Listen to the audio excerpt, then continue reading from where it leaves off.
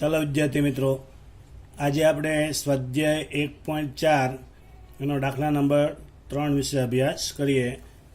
નીચેની માહિતી પરથી કુલ ખર્ચની રીતે, જો અહીં તમને સ્પષ્ટ કીધું છે, કુલ ખર્ચની રીતે વર્ષ 2015 માટેનો જીવન નિર્વાહ ખર્ચનો સૂચકાંક ગણો. અગાઉ તમે જે દાખલા નંબર 2 ગણ્યો હતો એમાં સ્પષ્ટ તમને કીધું હતું કૌટુંબિક બજેટની રીતે. હવે કૌટુંબિક બજેટની રીત કે એટલે તમારે ફરજિયાત દાખલો IWની રીતે ગણવો પડે. અહીંયા તમને કીધું છે કુલ ખર્ચની રીતે, તો કુલ ખર્ચની રીતે તમારે દાખલો ગણવો હોય તો બે રીતે થાય કુલ ખર્ચમાં. હવે તમારે રકમમાં જોવું પડે Q0 આપેલું છે કે Q1.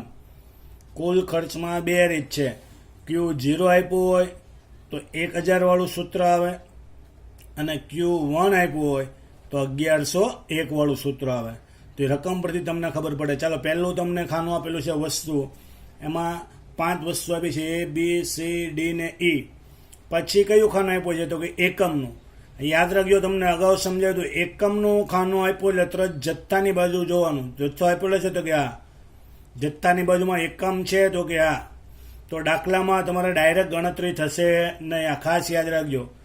અગાઉ આપણે લાસ્પેર પાસે ને ફિશરના દાખલામાં જોયું હતું એકમનું ખાનું હોય એટલે તરત જથ્થાનું ખાનું જોવાનું. જથ્થાના ખાનામાં એકમ છે તો કે આ. તો દાખલામાં તમારે સીધું કોઈ ગણતરી થાય નહીં. તમારે બે પ્રશ્ન પૂછવા પડે. ભાવનો એકમ, ભાવની બાજુમાં ક્યારે એકમ નહીં હોય. ભાવનો એકમ અને જથ્થાનો એકમ સરખો છે કે નહીં. જો એકમ સરખો ન હોય તો એકમ કેવો કરવો પડે?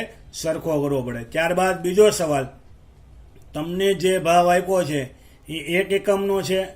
જો 1 એકમનો ન હોય તો 1 એકમમાં તમારે શું કરવો પડે? ફેરવવો પડે. તો અહીંયા તમને રકમ જે આપી છે આપણે જોઈએ. પહેલી ખાનું વસ્તુનું તો આડું, તો અહીંયા તમે ઊભું લખી દેવાનું વસ્તુ. હવે અહીંયા તમને એકમનું ખાનું આપેલું છે એટલે મેં તમને સમજાવ્યું હતું જ્યારે એકમનું ખાનું હોય ને જથ્થાની બાજુમાં એકમ હોય તો જ્યારે દાખલો ગણો હોય ત્યારે અહીંયા એકમના ખાનામાં 1 એકમનો ભાવ લખવાનો હોય. આ ખાસ યાદ રાખવાનું. કેટલા એકમનો ભાવ લખવાનો હોય? 1. તમને રકમમાં જેટલા એકમનો હોય એટલાનો. જો 1 એકમનો ન હોય તો 1 એકમમાં તમારે શું કરવાનું હોય છે? ફેરવવાનું હોય છે. એટલે ખાસ ધ્યાન રાખજો. તો પહેલો સવાલ આપણે પૂછીએ, ભાવનો એકમ વસ્તુ એ માટે તો કે ભાવનો એકમ ક્વિન્ટલ. જથ્થાનો એકમ તો કે જથ્થાનો એકમ કિલોગ્રામ. તો પહેલો સવાલ, એકમ સરખા છે તો કે નહીં. તો એકમ કેવા કરવા પડે? સરખા કરવા પડે. તો તમને શીખવાડ્યું હતું 1 ક્વિન્ટલ, જ્યારે ક્વિન્ટલ હોય એટલે કિલોગ્રામ. 1 ક્વિન્ટલ એટલે કેટલા થઈ જાય તો કે 100 કિલોગ્રામ. આ યાદ રાખવાનું. ક્વિન્ટલ હોય તો ક્વિન્ટલને કિલોગ્રામમાં ફેરવી દેવાનું. હવે તમારો સવાલ, ભાવનો એકમ તો કે કિલોગ્રામ, જથ્થાનો એકમ તો કે કિલોગ્રામ. એકમ હવે કેવા થઈ જાય તો કે સરખા. તો એકમ સરખા થઈ જાય. અહીંયા ઊભું તમારે જોવાનું છે. રકમ અહીંયા આડી આપી એટલે અહીંયા ઊભું જોવાનું છે. તો એકમ કેવા થઈ જાય તો કે સરખા. કયા? તો કે કિલોગ્રામ. તો એકમના ખાનામાં લખવાનું કિલોગ્રામ. ઊભું જોવાનું. ભાવ કેટલો તો કે 1200. ભાવ કેટલો તો કે 1700. આ 1200 રૂપિયા ભાવ છે અને આ 1700 રૂપિયા ભાવ છે. એ કેટલા કિલોગ્રામનો છે તો કે એ 100 કિલોગ્રામનો છે. તમે દાખલો ગણો ત્યારે તમારે કેટલા કિલોગ્રામનો જોઈએ તો કે 1. તો શું કરવાનું તો કે 100 ક્યાં જાય તો કે 1200 છેદમાં અને 1700 છેદમાં. 1200 છેદમાં 100 એટલે ભાવના ખાનામાં લખાશે 12. 1700 છેદમાં 100 એટલે ભાવના ખાનામાં લખાશે 17. બોલો, જથ્થામાં તમે કોઈ ફેરફાર કર્યો હતો કે નહીં? તો જથ્થો કેટલો આવશે? 50 નો 50. તો આ રીતે તમારે બે પ્રશ્ન પૂછવાનો. પહેલો, એકમ સરખા છે કે નહીં. જો એકમ સરખા ન હોય તો એકમ કેવા કરવાના? સરખા. ત્યારબાદ બીજો સવાલ, તમને જે ભાવ આપ્યો છે એ 1 એકમનો છે. જો 1 એકમનો હોય તો કોઈ ફેરફાર થાય નહીં. પણ 1 એકમનો ન હોય તો 1 એકમમાં તમારે શું કરવું પડે? ફેરવવો પડે. તો અહીંયા 1 એકમનો નહોતો તો આપણે 1 એકમમાં શું કર્યો? ફેરવો. હવે ખાનામાં ખાસ યાદ રાખજો, બીજું ખાનું 2014નો જથ્થો છે અને ત્રીજું ખાનું છે 2014નો ભાવ છે. તો 14 કેટલી વાર છે? 2 વાર. તો ઉપર જો મેં એક જ વાર લખ્યું છે. આ રીતે લખવાનું. એની અંદર બે વસ્તુ, જથ્થો અને ભાવ. 2015માં તો એક જ વસ્તુ છે ભાવ, તો ઉપર લખાય 2015 અને ભાવ. આ રીતે તમારે પહેલાં લખવાનું હોય છે અને પછી તમે પહેલી ગણતરી બતાવજો. ત્યારબાદ હવે વસ્તુ બી ની ગણતરી કરી. ચાલો વસ્તુ બી માં ભાવનો એકમ, તો કે ભાવનો એકમ કિલોગ્રામ, જથ્થાનો એકમ તો કે કિલોગ્રામ. એકમ કેવા તો કે સરખા, તો આ એકમના ખાનામાં લખાય કિલોગ્રામ. ચાલો બીજો સવાલ, ભાવ કેટલો તો કે 340, ભાવ કેટલો તો કે 380. એ કેટલા કિલોગ્રામનો છે તો કે 20. આપણે દાખલો ગણી ત્યારે કેટલા કિલોગ્રામનો જોઈએ તો કે 1. તો શું કરવાનું તો કે જે 20 છે કોના છેદમાં જાય તો કે ભાવના, 340 છેદમાં 20, એટલે ભાવના ખાનામાં આવશે 17 અને 380 છેદમાં 20 એટલે તમારો જવાબ આવશે 19. બોલો જથ્થામાં કોઈ ફેરફાર કર્યો નહીં, તો જથ્થો કેટલો તો કે 18. તો આ રીતે વસ્તુ બી ની ગણતરી થશે. વસ્તુ સી, ભાવનો એકમ તો કે લીટર, જથ્થાનો એકમ તો કે લીટર, વેચવા વાળાને લીટરમાં વેચવું છે, લેવા વાળાને લીટરમાં લેવું છે, એટલે એકમ કેવા તો કે સરખા, તો એકમના ખાનામાં લખાય લીટર. બીજો સવાલ, ભાવ કેટલો તો કે 30, કેટલો તો કે 40, કેટલા લીટરનો છે તો કે 10.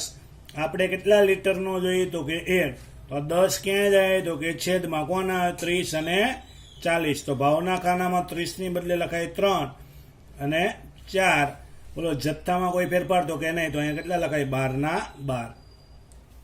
ચાલો વસ્તુ ડી, ભાવનો એકમ તો કે ડઝન, જથ્થાનો એકમ તો કે નંગ, એકમ સરખા છે તો કે નહીં, તો એકમ કેવા કરવા પડે સરખા. હવે મેં તમને સમજાવ્યું હતું, પેલા નંગ વાળાને પૂછવાનું ડઝનમાં ફરે કે નહીં, સહેલું પડે. તો કે 20 નંગ ક્યારે ખબર પડે ડઝનમાં, તો કે 12ના ઘડિયામાં આવે તો કે નહીં. હવે કોઈ કે મારે ફેરવવું છે તો આ 20 ભાગ્યા 12 કરશો એટલે ડઝનમાં પડી જાય, પણ તમારો જવાબ કેવો આવે, પોઈન્ટમાં આવે.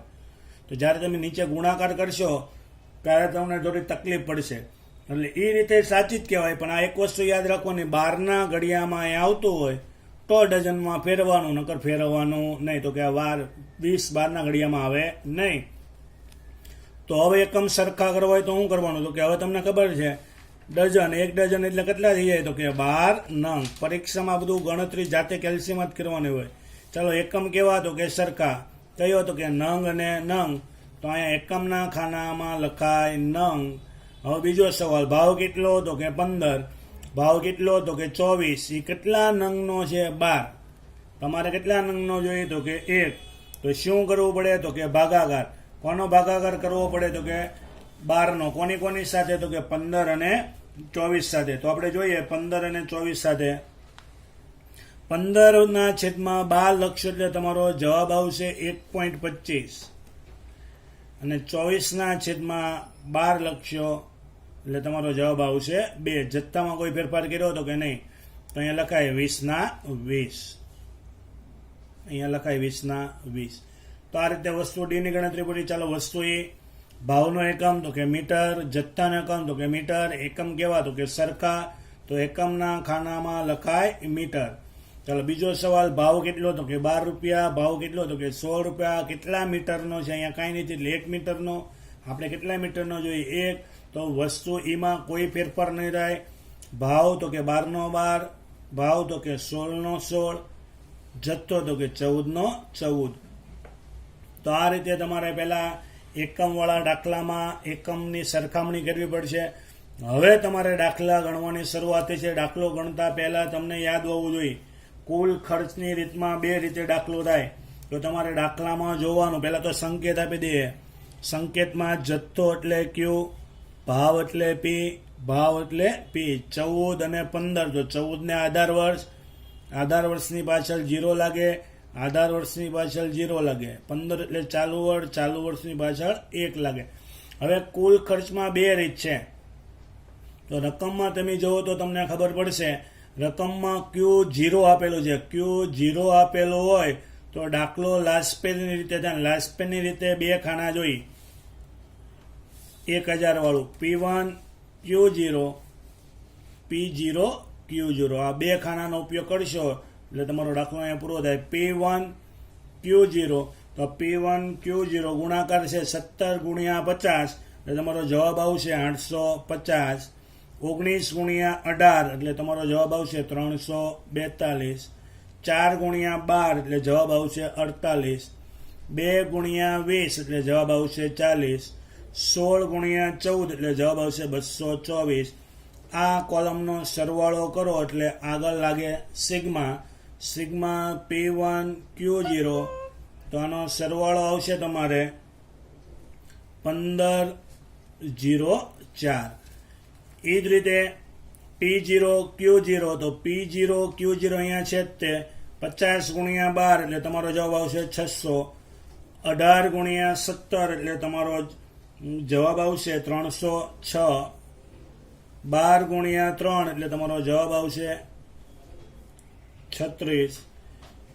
20 ગુણ્યા 1.25 એટલે તમારો જવાબ આવશે 25. અને 14 ગુણ્યા 12 એટલે તમારો જવાબ આવશે 168. આનો સરવાળો કરો એટલે આગળ તમારો જવાબ લાગે સિગ્મા P0 Q0, તો તમારો જવાબ આવશે અહીંયા 1135. હવે અહીંયા તમારે લખવાનું કુલ ખર્ચ કીધું છે, એટલે કુલ ખર્ચની રીતે હવે તમને કીધું છે કયા વર્ષનો, તો કે 2015 માટે. તો અહીંયા લખવાનું વર્ષ 2015 નો સૂચકાંક. વર્ષ 2015 નો સૂચકાંક. અહીંયા એવું નથી લખવાનું લાસ્ટ પેનનો સૂચકાંક, સૂત્ર એ જ આવે પણ લખવાનું 2015 નો સૂચકાંક. સૂત્ર સિગ્મા P1 Q0 છેદમાં સિગ્મા P0 Q0 ગુણ્યા 100. તો sigma P1 Q0 1504, sigma P0 Q0 1135 ગુણ્યા 100. બંનેનો ભાગાકાર કરીને ગુણ્યા 100 કરશો એટલે તમારો જવાબ આવશે 132.51. તો તમારો જવાબ છે 132.51. તો આ દાખલો અહીં તમારો પૂરો થાય. અર્થઘટન કીધું નથી એટલે અર્થઘટન લખવાનું નહીં. જો કીધું હોત તો લખે ભાઈ આધાર વર્ષ એટલે કે 2014 સાપેક્ષમાં 2015 સૂચકાંકમાં 32.51% શું થયો કહેવાય વધારો.